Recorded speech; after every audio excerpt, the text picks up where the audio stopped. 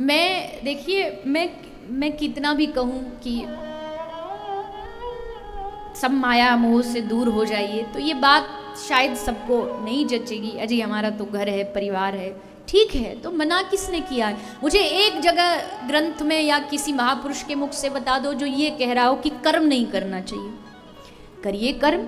गृहस्थ धर्म है तो गृहस्थ धर्म को चलाने के लिए धनोपार्जन भी करना पड़ता है, धंधा भी करना पड़ता है, तो करिए, कौन मना कर रहा है। लेकिन केवल उसी में लग जाना, आए थे हरि भजन को और ओटन लगे कपास, आए थे उद्देश्य कुछ और लेके उद्देश्य कुछ और बन गया। ये एक आपका हमारा जीवन का एक साइड का काम है, मुख्य नहीं है। हमने इसको मुख्य धर्म को दिखावे की वस्तु बना दिया, और जो भक्ति है भक्ति उसे दिखावे की वस्तु, और जो माया उसको अपने अंदर एकदम घोट के पी गए, उल्टा कर लिया। लेकिन होना उल्टा चाहिए। कमाई जरूरी है, संबंध निभाने जरूरी है, तो बाहर से निभाते रहिए। भगवान श्री कृष्ण गोपी को कहते, गोपी तू अपना तन और धन संसार को दे दे। तन से संसार की सेवा कर, धन संसार को जो जरूरत है दे दे, लेकिन जब मन देने की बारी आए तो मन उसी को देना चाहिए जो मन को संभाल के रख सके। और मन को संभालने वाला केवल और केवल मनमोहन है, जिसका नाम ही मनमोहन है।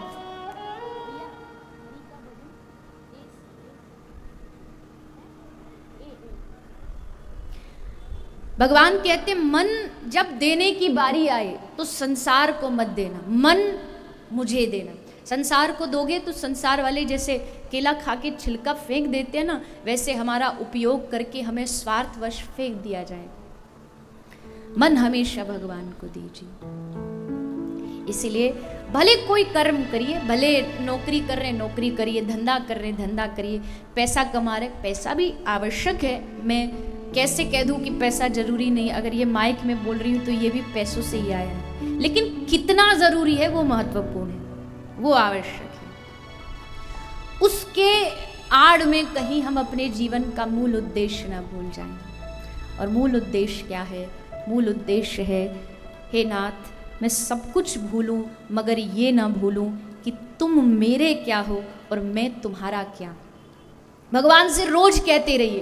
देखो स्कूल में भी पढ़ाया जाता है, एक ही पाठ को जब आप डेली बोलेंगे ना तो वो एकदम आपके दिमाग में बैठ जाएगा।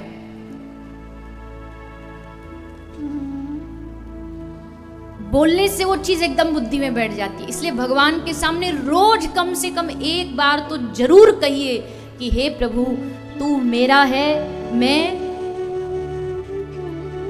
नहीं हूं उनके। अभी कोई पत्नी को पूछे ना ये पत्नी किसकी है, तो फटाक से बोलोगे मेरी है। भगवान के लिए फिर क्यों कंजूसी?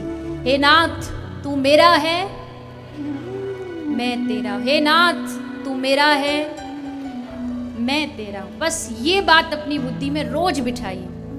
इस बुद्धि पे जब बार बार एक ही चोट पड़ेगी कि मैं आपका हूं, मैं आपका हूं, तो धीरे धीरे इस बुद्धि को भी समझ आ जाएगा कि भैया अब ये मानेगा नहीं, ये ठान चुका है कि मैं उसका हूं, मैं उनका।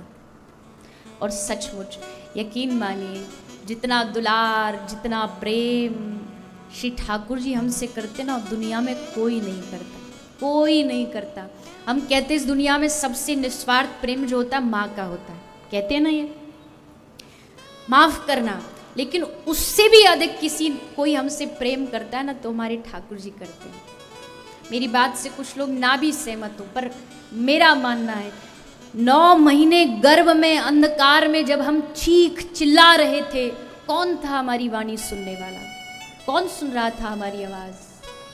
जठराग्नि चारों तरफ से जलाती है, उस समय जीव एकमात्र भगवान को पुकारता है। गर्भ में खाने का ध्यान, हमारी श्वास का ध्यान कौन रखता है? परमात्मा रखता है, केवल प्रभु रखते हैं। जिसने इतनी कृपा की।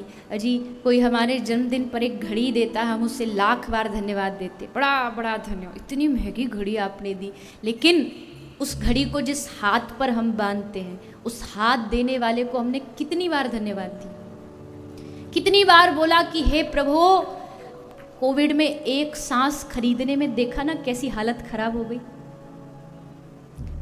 क्या उसको बोलते, वो ऑक्सीजन सिलेंडर जो मिलता, कंसंट्रेटर्स ऑक्सीजन सिलेंडर, उसको पाने के लिए कैसी मारा मारी बीती। एक सांस, एक श्वास। अभी बैठे हो यहाँ पे, श्वास जा रही है, आ रही है, कोई पैसा नहीं लग रहा, मुफ्त में, फ्री में। इस शरीर की कीमत डॉक्टर एक लिवर देने के लिए, किडनी देने के लिए पता है ना, करोड़ों रुपया लग जाते हैं। 1 रुपया नहीं लिया उस परमात्मा ने हमसे, शरीर दे दिया, वाणी दे दी, बोलने का अधिकार दे दिया, हम खा पा रहे हैं, हम बोल पा रहे हैं, हम चल पा रहे हैं। कितनी बड़ी कृपा है उसकी हम पे। फिर भी अगर हम उसे भूल जाएं, नहीं, रोज मन को याद दिलाइए, बाकी सब रिश्ते तेरे बाद में बने, पहला रिश्ता तेरा उससे है, पहला संबंध उससे है। इसलिए हे नाथ तू मेरा है, पीछे वाले भी कहे हे नाथ तू मेरा है, मैं तेरा।